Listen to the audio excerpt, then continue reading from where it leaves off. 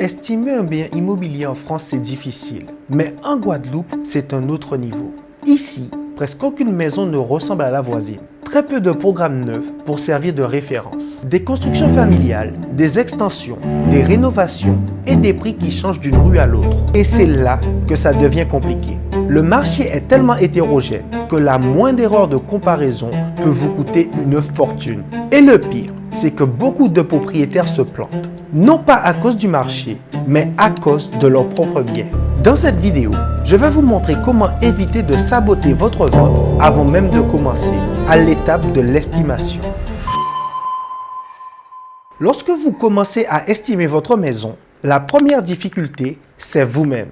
Tous les propriétaires sont émotionnellement attachés à leur bien. C'est normal, vous y avez vécu, investi, rénové, entretenu. Mais cet attachement crée un biais. Vous voyez davantage ce que votre maison représente pour vous que ce qu'elle ne représente réellement sur le marché. En psychologie, on appelle cela des biais cognitifs. Il y en a 3 qui reviennent tout le temps dans l'immobilier. Premièrement, le biais de possession.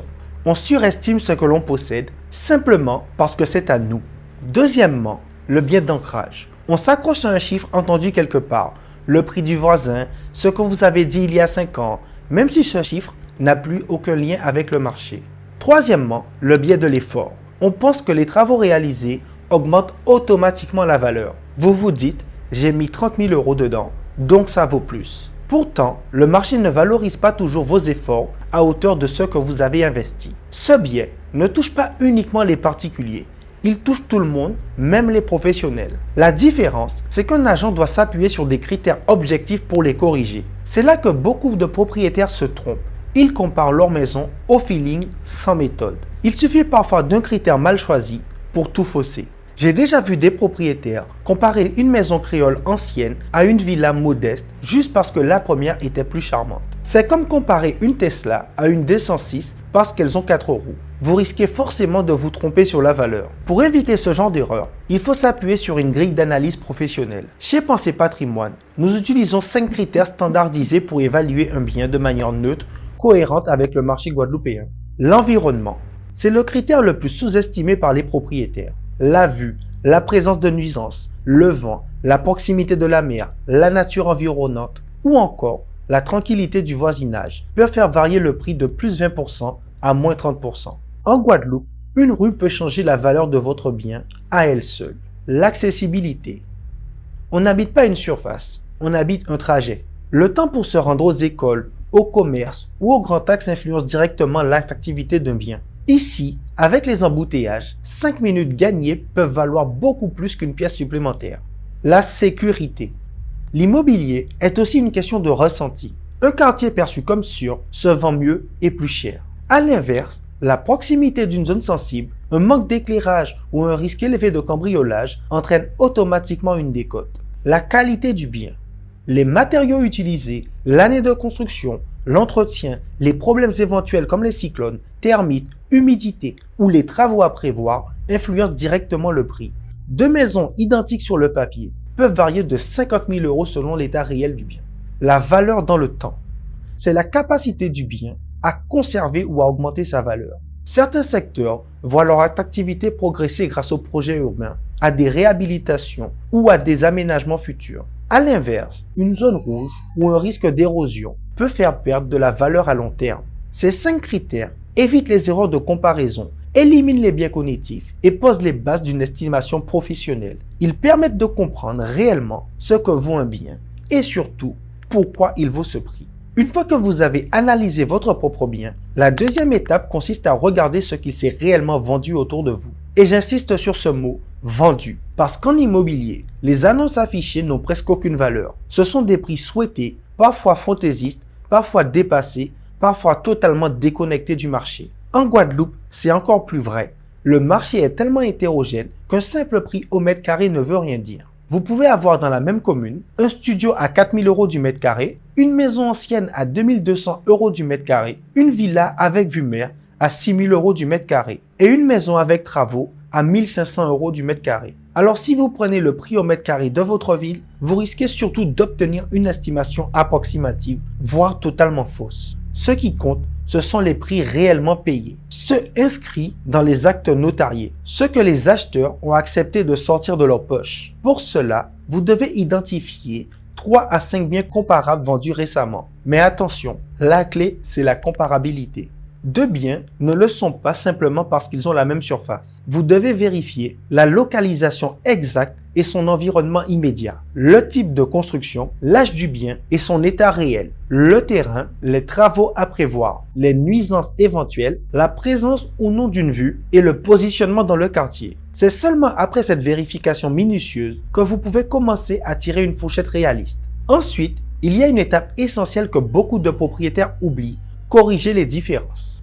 Si votre maison a une vue mer et que les comparables n'en ont pas, vous devez appliquer une surcote. Si votre bien est proche d'une zone sensible alors que les autres ne le sont pas, vous devez appliquer une décote. Si votre maison est entièrement rénovée et que les comparables nécessitent des travaux, votre valeur augmente. Si elle est en zone rouge ou à risque d'inondation, elle baisse. Chaque différence modifie la valeur, parfois de manière très significative. C'est ce qui explique que 2 biens qui semblent identiques en photo puissent avoir 40 000 ou 50 000 euros de différence à la vente. Ce travail sur les comparables vendus est indispensable. C'est lui qui pose le cadre de votre estimation. Il ancre votre prix sur des faits, pas sur des impressions. Il vous permet de comprendre comment les acheteurs se comportent réellement dans votre secteur. Après avoir étudié votre bien et les ventes passées, il reste une question essentielle. Quelle est la réalité du marché aujourd'hui? Parce qu'une estimation ne se base pas uniquement sur l'historique. Un prix juste doit aussi tenir compte de ce qui se passe maintenant, au moment où vous mettez votre bien en vente. Pour cela, il faut analyser les biens actuellement en ligne, mais surtout comprendre comment ces biens se comportent. Et c'est là que beaucoup de propriétaires se retrompent. Ils se basent sur les prix affichés par la concurrence, sans savoir si ce prix fonctionne. Imaginez 3 biens affichés à 250 000 euros. Vous pourriez vous dire, je vais mettre au même prix. Ça doit être le marché. Mais si ces biens sont en ligne depuis 6 mois, qu'ils n'ont aucune visite et que personne n'appelle, vous êtes en train de copier une mauvaise stratégie. À l'inverse, si ces biens viennent tout juste d'être publiés et sont tous sous compromis, cela vous indique que la demande est forte et que la fourchette de prix est pertinente. La vérité, c'est que le prix affiché ne dit rien sur la performance du bien. La seule façon de le savoir, c'est de vérifier son attractivité. Donc chez Pensée Patrimoine, nous faisons quelque chose que presque aucun propriétaire ne pense faire. Nous appelons directement les agences ou les vendeurs qui proposent des biens concurrents. Pourquoi? Parce qu'ils ont des données que vous n'aurez jamais en regardant simplement une annonce en ligne. Est-ce que le bien reçoit des appels? Est-ce qu'il y a des visites? Est-ce qu'il y a eu des offres? Depuis combien de temps l'annonce est-elle publiée? Est-ce qu'une négociation est en cours? Ces informations changent tout. Elles vous permettent de savoir si votre prix doit être aligné, légèrement inférieur pour être compétitif ou au contraire supérieur si votre bien présente des avantages que la concurrence n'a pas. Analyser les biens en vente, c'est donc comprendre comment votre bien va se comporter dans le marché actuel, avec les acheteurs d'aujourd'hui, leur budget et leurs attentes. C'est une étape souvent négligée, mais elle peut vous faire gagner des semaines, voire des mois dans votre vente. Une autre erreur très fréquente des propriétaires, c'est de croire que leur bien peut plaire à tout le monde. En réalité, aucun bien immobilier ne plaît à tout le monde. Et surtout, il n'a pas la même valeur selon le profil qu'il achète. Prenons un exemple très simple. Vous avez une maison de 3 chambres. Pour un couple avec 2 enfants, c'est parfait. C'est exactement ce qu'ils recherchent. Pour eux, cette maison peut valoir 300 000 euros. Mais pour une personne seule qui travaille beaucoup, n'a pas d'enfants et n'utilisera jamais toutes ses pièces, votre maison est moins adaptée. Elle lui semble trop grande, trop coûteuse et moins fonctionnelle. Ce n'est pas parce que votre maison vaut moins, c'est qu'elle n'a pas la même utilité pour des profils différents. Cette différence d'usage est l'un des points les plus importants en estimation. La valeur d'un bien dépend de la taille du public capable et désireux de l'acheter. Et en Guadeloupe, ce point est encore plus stratégique car la démographie évolue vite. Les jeunes partent en France hexagonale, le nombre de familles diminue dans certains secteurs, certaines communes attirent surtout des célibataires, d'autres attirent principalement des retraités, certains secteurs sont recherchés par les investisseurs, d'autres beaucoup moins. Le résultat de tout cela, c'est que votre bien ne s'adresse pas à tous les acheteurs, mais un segment précis. Et ce segment peut être plus ou moins large. C'est pour cela qu'il est essentiel d'analyser la démographie réelle de votre commune.